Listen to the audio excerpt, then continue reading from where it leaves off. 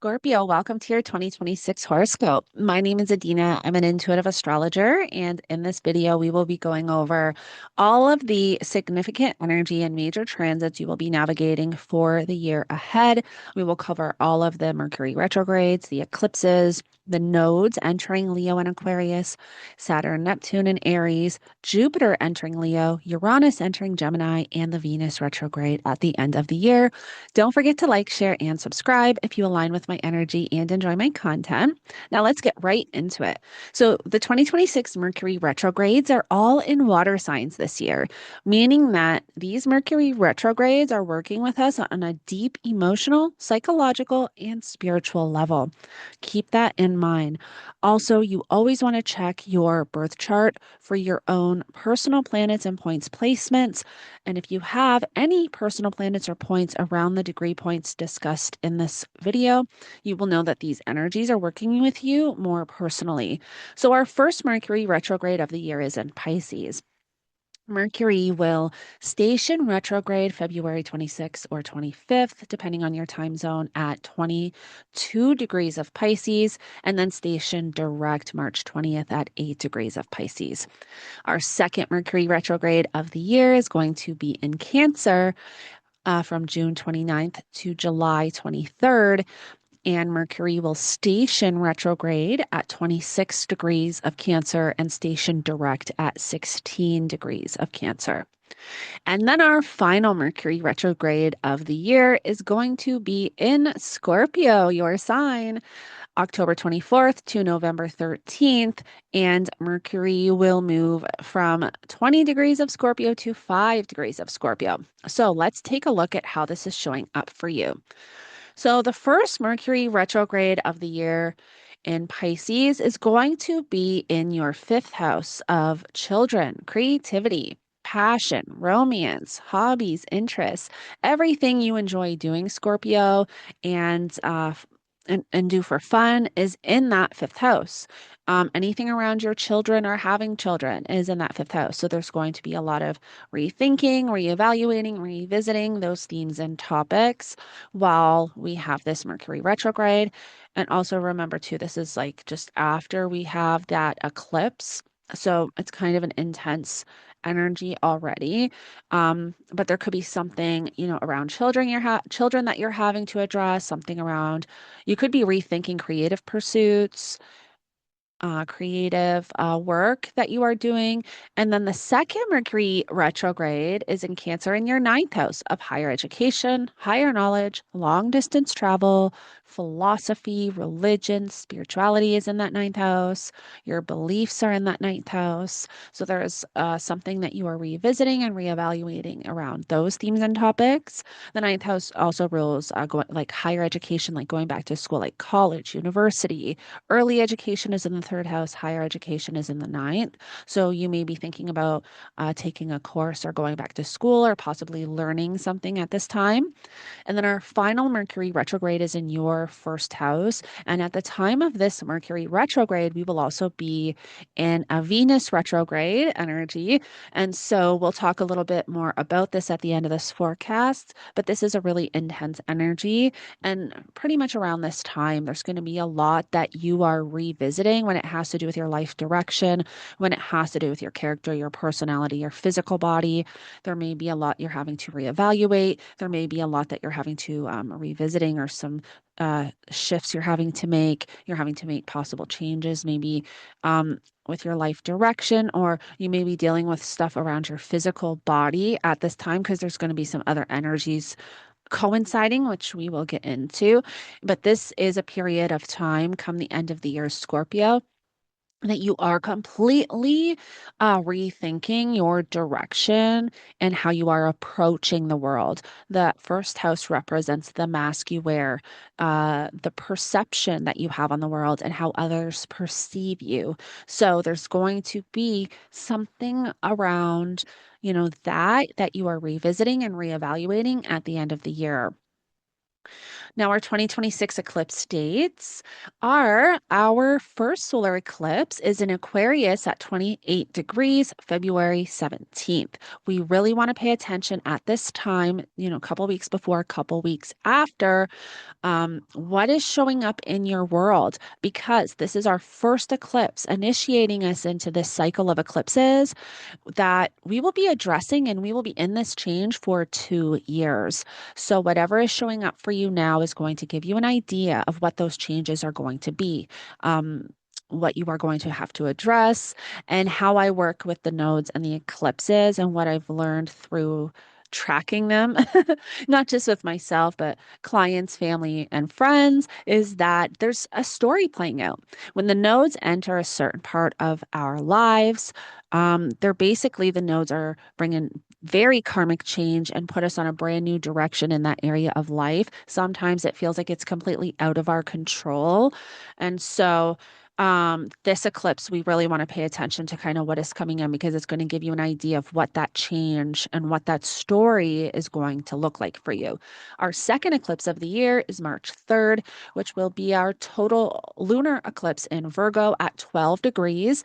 Again, we've been in this change for a couple years now, since the end of 2024. Again, we'll get into it in the next slide, but this will be just more to whatever you've been already navigating in this area of life. Then our second set of eclipses are in August. We will have our total solar eclipse in Leo at 20 degrees, August 12th, and our lunar eclipse in Pisces at 4 degrees, August 28th. So let's see how this is showing up for you. So the lunar nodes are going to enter Leo and Aquarius July 26, 2026, and will be there till March 26, 2028. The nodes entered Virgo and Pisces January 2025. However, we would have already felt what the change that was coming in this area of life the end of 2024. So you've had the nodes in your fifth and your 11th house changing these areas of life. Sometimes that north node in the fifth house can bring children, can bring a new direction or change when it comes to your children, can bring new creative pursuits, can bring a new direction when it has to do with how you approach romance and romantic connections, what you find passionate, and just passion in general, what lights you up. There is a new direction you're moving into with that north node. The north node represents something new, something we are being pulled towards. The South Node represents something from the past lives, or something coming back from the past. Old cycles, old patterns, old habits. The South Node also represents an aspect of our lives that we're moving away from, that we're no longer in alignment with. And so, this being in your 11th house, you may find that you either had friends come back from the past, possibly you had friends come into your life or people come into your life and you felt like you've known them for lifetimes. The South Node in the 11th house may have had you say goodbye to some friends, friendships, and social circles. Because that 11th house rules friends and friendships, social circles, your hopes, your dreams, your aspirations. And so these areas of life have been going through changes. And whatever you've been navigating really since the end of 2024, when we have the eclipses this year, there's just going to be more to that story showing up. Another stepping stone, pretty much to the direction that you're moving into. But you will feel that as we get through this year, we will. You'll feel like there's a closing, there's a completion, like it's finalizing whatever you've been navigating here. Is you're starting to get your footing, you're starting to have a better understanding of that direction, and it's starting to kind of close out and complete, which will happen when we get our final eclipse in Virgo, the beginning of 2027. However, August 28th will be our final eclipse in Pisces. So that will be that final kind of hurrah in this area of life. And then we'll get one more eclipse in Virgo, the beginning of 2027, which will then close this whole cycle and journey. And for good. Not well, I don't want to say for good because it's like but that whole chapter and change that you've been navigating in the last couple of years will be complete. And then having the nodes in your fourth and 10th house, you will have the North Node enter. When the North Node enters Aquarius, that's your fourth house of home, family, property, real estate, what you do behind the scenes, your private life. And the 10th house is your public life, what you are putting out in the world, what you are known for, your career, your public reputation. That is all up for review and change with the nodes and the eclipses taking place in these areas of life. So you really want to pay attention. What is showing up in February around possibly your home, your living situation, family, um, something that maybe you do in private, your private life, not necessarily your life that's out in the world. However, it is it there it can because it's in that axis, there can also be something showing up around your career as well and public reputation. But the eclipse that we have in February in that fourth house is going to initiate you into whatever that change is going to look like for you. So you definitely want to pay attention to what is showing up because that's going to give you an idea of what that looks like. And then when we get to our eclipse in Leo, at 20 degrees. And also, you want to pay attention to where you have your midheaven point too, because the closer these eclipses are, the more powerful that change is going to be. So, if you have your midheaven in your 10th house at 20 degrees of Leo and you have an eclipse there, that is going to activate that midheaven point astronomically, and you can expect some really powerful change when it has to do with your career and public reputation and what you are known for. But at the time of these eclipses, there's going to be activations here. There's going to be situations, experiences, or something coming to your awareness that's going to show you what those shifts and changes are going to look like. Now let's get into Saturn, Neptune, and Aries. So Saturn is going to be in Aries from February 13th, 2026 to April 13th, 2028. Neptune will be in Aries from January 26th, 2026. This is a typo, so just never mind that. It's not February 13th. Neptune enters Aries for the final time, January 26th, 2026, and will be there till 2038, 2039. In 2038, Neptune will dip its head into Taurus for a bit and then come back into Aries and then make that final ingress into Taurus in 2039. So this is a 14-year transit, which it takes Neptune roughly 14 years to transit a sign.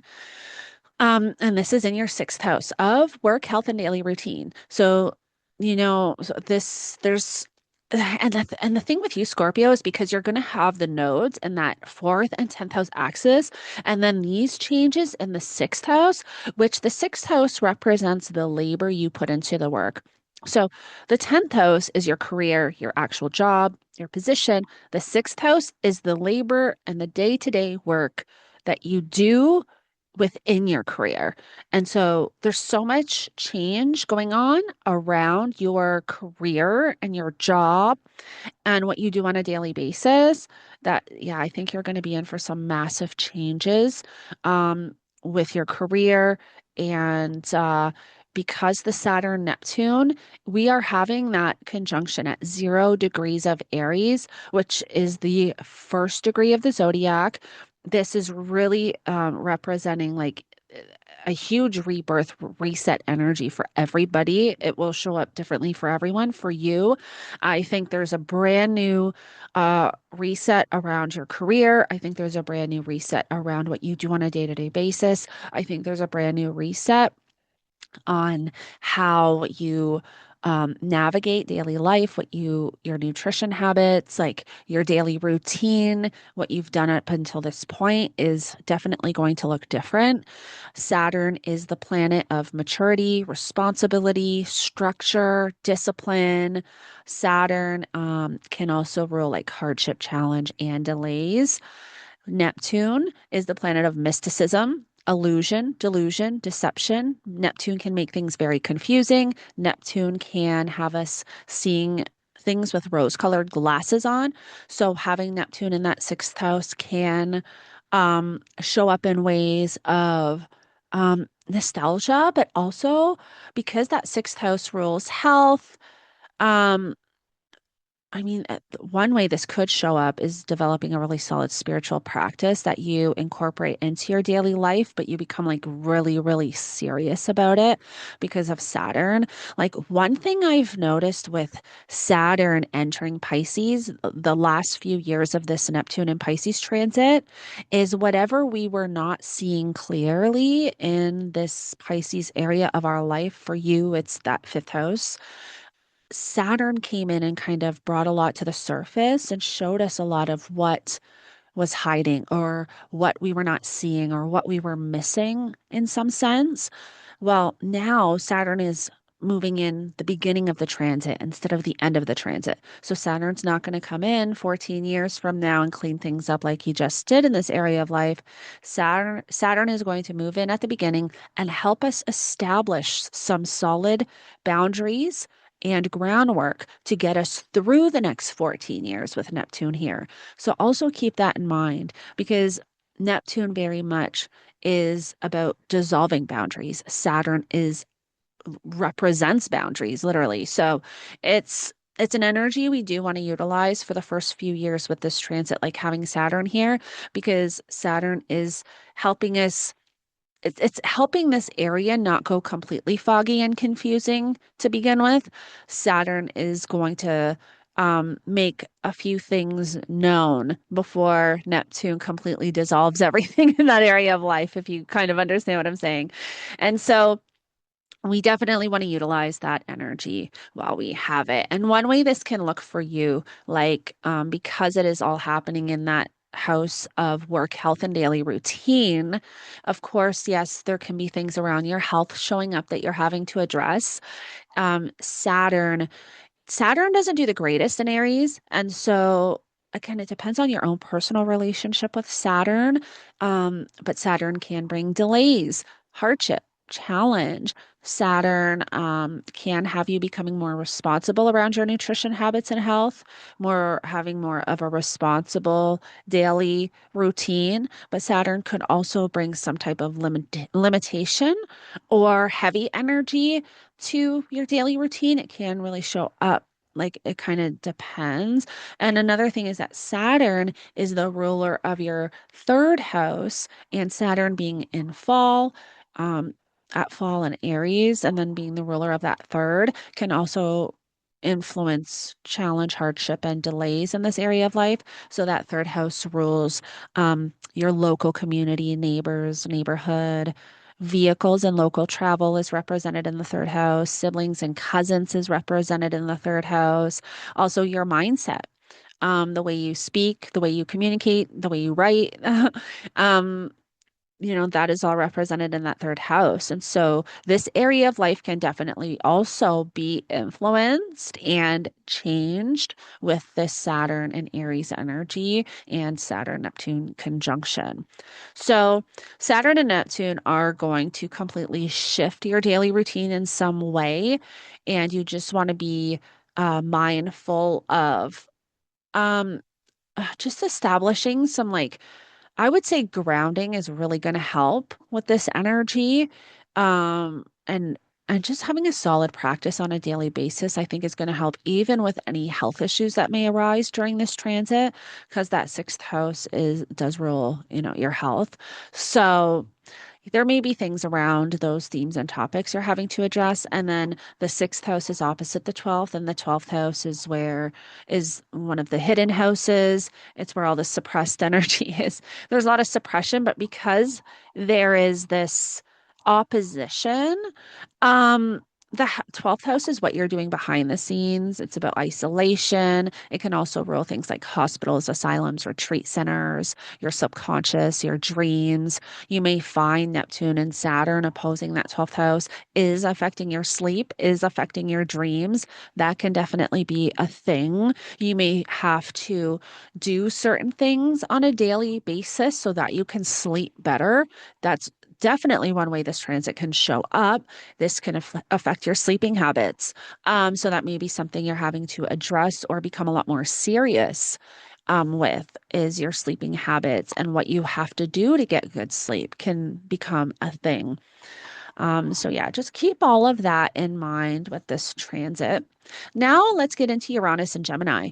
So you have Gemini in your eighth house. The eighth house rules your partner's finances, money coming in from outside resources, taxes, inheritance, psychological healing, transformation. The eighth house rules our deepest fears. Tran I said deep psychological healing and transformation, which it is. It's a really powerful house. The eighth house can rule power, control, um, where we can deal with our own fears or aspects of power and control. So there's going to be, um, Uranus just shakes things up in those areas of life. Like Uranus rules chaos, disruption, completely changing how, and again, because it rules your partner's finances, this could be um, playing out with your partner's finances. You may find over the next 8 years, things completely change around your partner's finances. You may find you get a windfall of money through inheritance of some kind. You may find this shakes things up with debt because debt is in the eighth house and money coming in from outside resource. Like you do want to be cautious of not getting into too much debt with Uranus in the eighth house. That can definitely be a thing. So you do want to be aware of that over the next decade. Just be cautious with getting loans and financing, things because you don't want to get in over your head and Uranus. And because and this is something I've been telling all the signs too, because Gemini is such a quick energy. Um, it's usually, it's like, how do I explain this? Gemini is very quick. Uranus is all about change. So this is about making quick, sudden changes, quick, sudden shifts. And we don't want to make any quick, sudden decisions in certain areas of our life and then have to pay the consequences after. So again, keep that in mind over this decade, especially when it has to do with your finances because Uranus is in the eighth, but that's also opposing your second house of your finances, your material possessions. So there is going to be balance required in this area. You are going to have to be more cautious of spending, more cautious of what you're spending money on. You may even decide to, um, even to like, and again, it's going to show up many ways. Let's say you've been a really frugalist spender up until this point. You just spend your money on, whatever. You may find Uranus in the eighth house completely changes that and you become more serious with your spending. You start to save more money. Maybe by the time Uranus leaves your eighth house, you've got tons of money saved. And when Uranus entered, you had no money at all. Like either way, it shows up differently for everyone, but it's going to be different to what it is when Uranus first goes in. So just know that.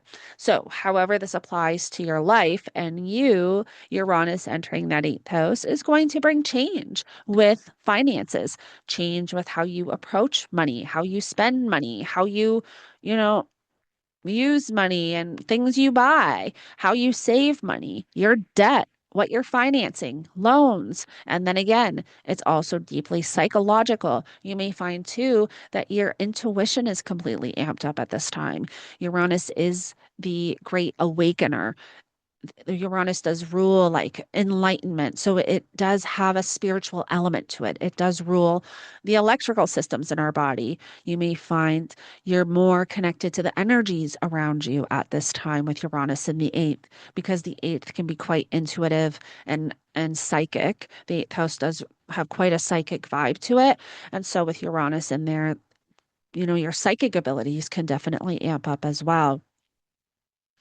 Now let's get into Jupiter and Leo. You have Leo in the 10th house of career, public reputation, what you are known for out in the world. And remember that at the same time, we will have the South Node here. So just remember with Jupiter transits, yes, Jupiter is the planet of luck, abundance, the great benefic, but Jupiter is also the planet of expansion. Jupiter can bring us too much of what we don't want. So we do want to watch for that. But whatever changes are taking place, around your career, your public reputation, and what you are known for out in the world is going to be amplified by Jupiter over the next year. So you definitely want to pay attention to the eclipses, because that's going to show you kind of what that change looks like. But this is where like you could have some really powerful job opportunities. You're definitely, I mean, there's definitely going to be a lot of change within your career. Once we get to the end of the year, though, we have got that conjunction, which I'm going to get into a little bit later on in this forecast. But there will be a conjunction with Mars, the South Node, and Jupiter that's going to be quite powerful, quite intense. And there's definitely going to be a lot around you and your life direction when it has to do with home and when it has to do with career that you're going to be focusing on. But Jupiter can bring definitely changes around. Um, your career, your job position, and what you are known for out in the world. Okay, so now let's get into the Venus retrograde energy. And so Venus is going to station retrograde October 3rd and will be retrograde until November 13th in your first house and move back into your 12th house.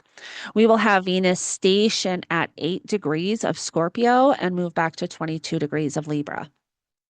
So if you have your ascendant within the first 10 degrees of Scorpio, you're really going to feel this. And then because your ascendant is opposite your descendant, this is definitely going to play out in your relationships and one-on-one connections. So and also Venus is the ruler of your seventh house of relationships and one-on-one connections. So I would say that at this time you are dealing with a lot that has to do with relationships and one-on-one connections. And what I've been telling all of the signs is that once we get to the end of the year, we are in a lot of really intense energy. Like Venus does not necessarily like to be in Scorpio. Venus is at fall in Scorpio. She's far away from home. Venus rules Taurus. So Venus is already in this energy that she cannot express herself well in. She's not liking her environment. She's not liking her surroundings. And then we have Pluto in Aquarius in your fourth house of home, family, property, and real estate, and Mars in Leo in your 10th house of your career and your public reputation. And also keep in mind that both Pluto and Mars rule Scorpio. So not only is she in Scorpio feeling extremely uncomfortable, but she's got both of the rulers squaring her, creating a T square.